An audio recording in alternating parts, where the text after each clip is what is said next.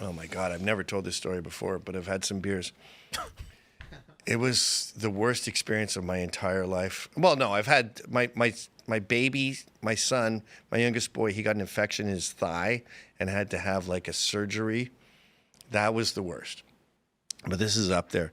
So my thing with Vice was always open floor plan. If someone's on the phone, you can hear them. Now, I do want animosity with sales and editorial. So they're at different parts of the office, but there's no secrets. And corporate doesn't have their own offices. I got this from Mars Bar, Frank Mars. He doesn't have his own office. He would just work with, he drove a Honda Civic and he was with the people. So that was always the business plan. And I think Shane and Serge reluctantly just followed that because like, he seems really into it, whatever. When I believe right before I got there, that's how it was. And Shane's desk was in the room with like everybody else. Oh, maybe they changed it because it's not when Fox. You were 2010. I was out at 2008. 13. Okay, so this I'm talking about is like 2007 or 6. When I got in at 2013, the first time they showed me, this is a few months before I got hired, they showed me the office. Shane's desk was just in a big row of tables next to everybody else. No way. But then the Murdoch money came in and they built new offices. And okay, so this thing I'm talking about happened and then it was reversed and then it happened again. So just tell what happened. What was your... So we were fighting about something. It was some bullshit. I don't know. And that's another story. But I come into the office and I was mad at them for this thing where they got lawyers involved. I'll tell that story in a bit. But I come in and they've built like this glass office that's about half the size of this room. The bare room. Yeah, with tables in it. And I'm like, what's going on? We now have a corporate room? And I go, where's my desk?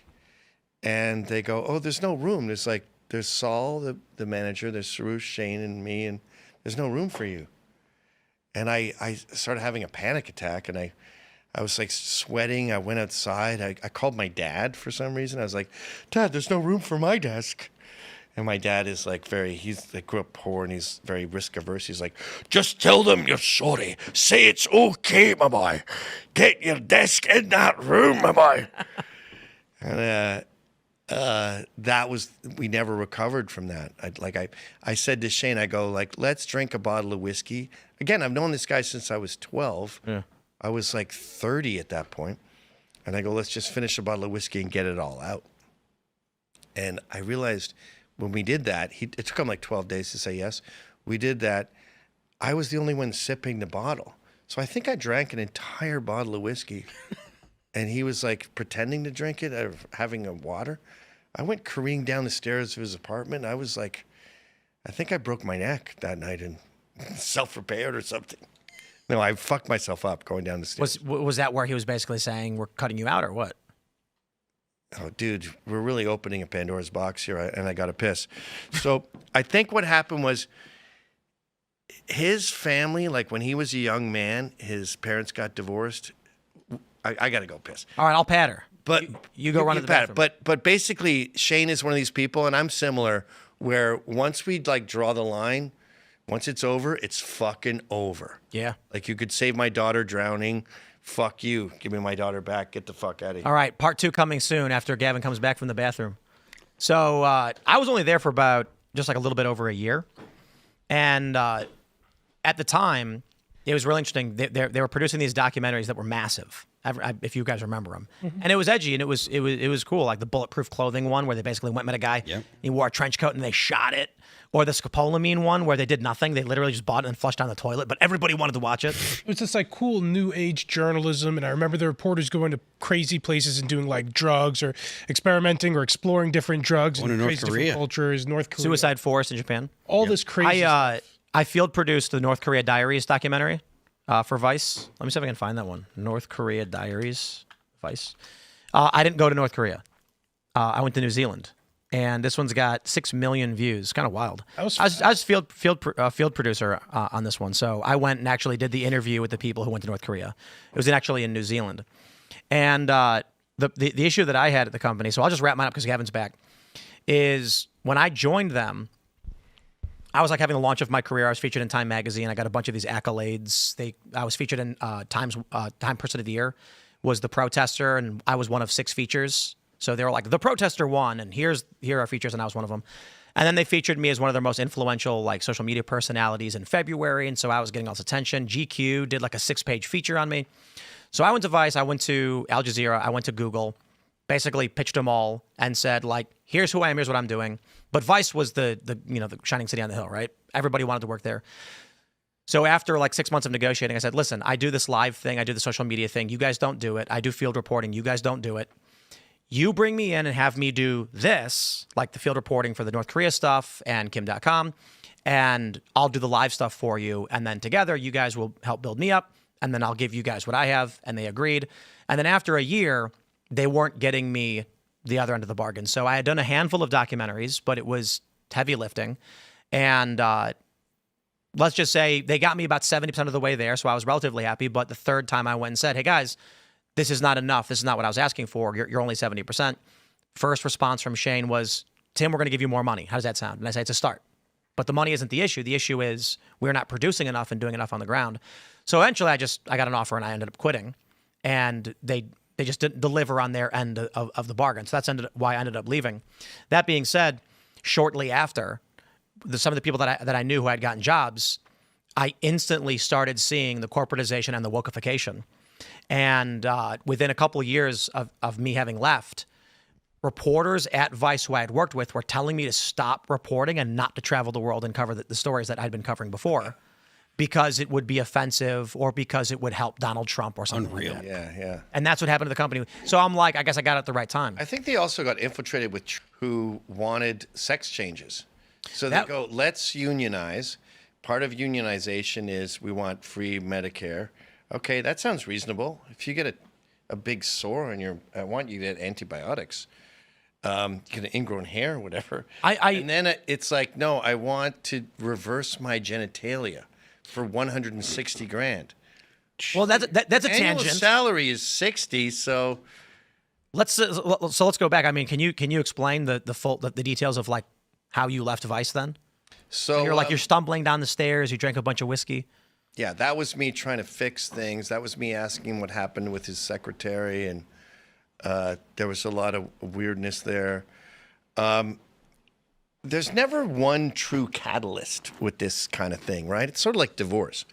So it's never like I did this or he said that. But there was me getting married, and the triumvirate was failing. I wasn't with them anymore. But there was one, I went to an American Renaissance conference, and David Duke was there. And, this is my job. I got to go to weird stuff. And this is before selfies, so people believed you when you said stuff. So I go to the bar at the conference, and David Duke was there.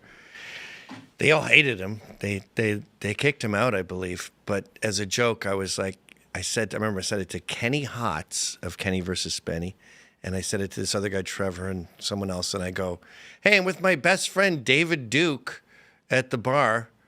And it's a weird thing to say now because no one would believe you. But back then, they're like, what the hell? So one of my friends was like, stab him. Kenny Hotz thought it was hilarious. My wife was freaked out. I think she was my girlfriend then. And she was like, what are you doing? You need to be stopped. You're out of control. And I go, it's called funny. We're not getting married. So they wrote me this big legal document saying if you ever do anything like that again, you're done. And we obviously had always been handshake guys. I still am a handshake guy. I manage a boxer. I'm not registered as his manager. We're just handshake guys. So I was really mad at them for not discussing it and making it a contract that said if you ever do anything as terrible as that ever again, we're going to forcefully sell your shares. So I couldn't look at them for 5 days. I worked from home for 5 days. And then I was doing bumps with my Negro friend Derek in the bathroom at a bar party. And Shane tried to come in. And Derek was like, Shane's trying to get in. And I was like, ugh. And I pushed the door closed. That was $100 million push.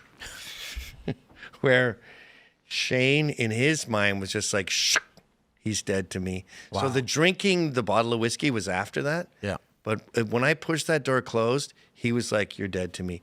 And I think it's because his childhood, my dad was actually his dad's boss. And there was this bizarre project in the Caribbean where Computing Devices Canada was doing a contract, and there's like black pussy everywhere, and there's these boomers. Boomers were really into infidelity, right? Key parties and everything. Yeah. So they were like, I think his dad was like, he sees all this black pussy, and he's like, "Hey, Glenda," like to his wife, "let's have an open relationship." And she's a farm girl from like southwestern Ontario. So she's like, okay, whatever that is. So she starts boning like black tennis instructors with giant dreads who were like ripping her pussy to shreds. And he can't get laid to save his life. So they get divorced. She remarries some super nice, awesome guy who's like a good boy, like Hank Hill from King of the Hill with a mustache. And Shane hates him. And they get into a fight, and he's like, "I'm the boss of this house now." And Shane's like, "Fuck you." So he moves in with his dad. His dad was like on a revenge tear, as far as I'm concerned, for the bitches who fucking suck too much cocks. Oh, shit, sorry. You got to turn the volume down a little bit. So she wasn't on a sex bender. She was a normal lady. She found a new man. She found Hank Hill. But he, the dad, went on this bender. He effed all my mom's friends and ruined their lives, like ripped them off. He was a terrible man. And I think Shane grew up like just seeing women as second-class citizens, but also having this like line in the sand, like if you F me over, you're dead to me. How did you guys make so much money? Like in the early days, before, like that they cashed you out for $10 million, you said? Shane was just unbelievable at CEO whispering. Like your guess is as good as mine, but one theory I have is CEOs are all nerds and losers, and we were like the cool guys. He would call the CEOs on Saturdays and be like, "Hey man, we're going to this like party in Austin by the water, and there's gonna be a bunch of chicks there." And the CEO is like, "But you're not benefiting from this meeting." And they'd come down in their like little Lululemon shorts, and they were thrilled that Shane put them on the map. Yeah. Got to hang out with the cool kids. You got to hang out with the cool kids. Yep. Yeah. That's just a guess. But I mean, like you guys were selling ads. There were sales, there were deals. Well, this is crazy. So back in the early days, most of our clients were record labels. And the people who ran record labels, as far as ad sales go, were women. And they would want sex for ads. This is the thing. Women talk about Me Too and everything. No one abuses power more than boomer women, older women, short-haired women. Short-haired women. They get a haircut. Yeah, they have the little pixie cut, and they have this exact body, my body, with like weird sideways tits. And Shane himself used to say, we ate our way to the top. He would bone all these sales sales moms. And then they would buy ads. Wow. And we had a graphic design firm that would do most of our ads called Heliozilla in Toronto. And I swear I'll die on this. I think one of the guys at Heliozilla invented the term cougar. Really? Because he did it too. They all did it. We all did it. They would secret of the 90s. They were like cougars. They'd ravage you.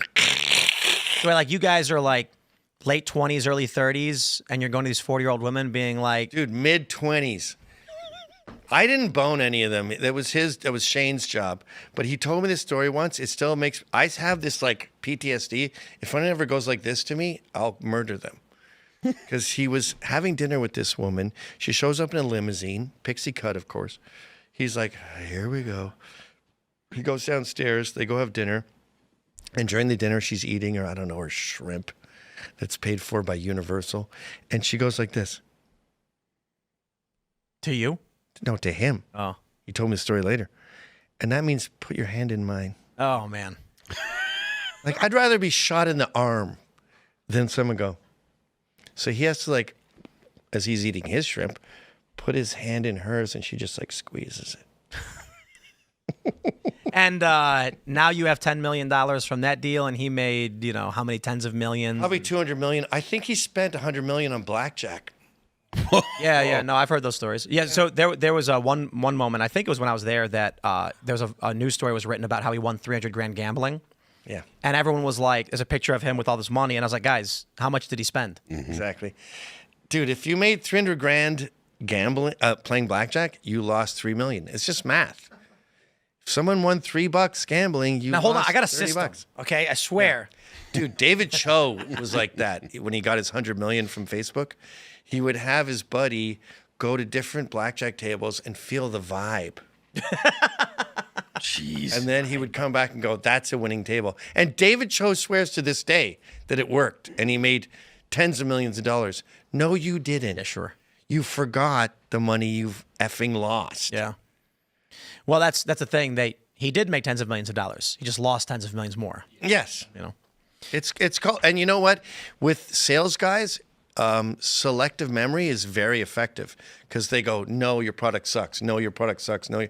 And when people say that to me, I'm like, F you, my product rules. You want to fight? Well, you know what the secret to sales is? You just imitate the other person. Well, you can also take no for an answer. I can't take no for an answer. Salespeople? Salespeople can take it. I would describe it like this. In sales, you've got a very sharp edge. There's no middle ground. You have to know when you're wasting your time and know when not to say no. So I used to do fundraising for nonprofits. Okay. I would never talk to somebody who I could just look at and know was not going to donate to me. And so me and my friends, we're the top fundraisers in the nation for like Greenpeace. I think I was like number 5 in the nation for Greenpeace. And it's not necessarily just that I'm a good salesman. That was a component of it, but it was I knew who not to talk to. So it's not about whether you take no for an answer. If I see somebody and I know they're a donor, I won't take no for an answer because I can already tell that they're going to donate. And if they're not, I'm saying something wrong. So I got to figure out what to say and how to say it. Okay, so that was probably Shane's skill. Yep. And I just I don't have that DNA. And you go to a meeting with someone and you can just see it in their face and their body. And before you even make the pitch, you go, I can tell it's a waste of time. Have a nice day. And you leave. And you don't waste any time with people who aren't going to be doing deals with you. Thanks for checking out this clip from Timcast IRL. Make sure to watch the show live Monday through Friday at 8 p.m. Subscribe to this channel and we will see you all there.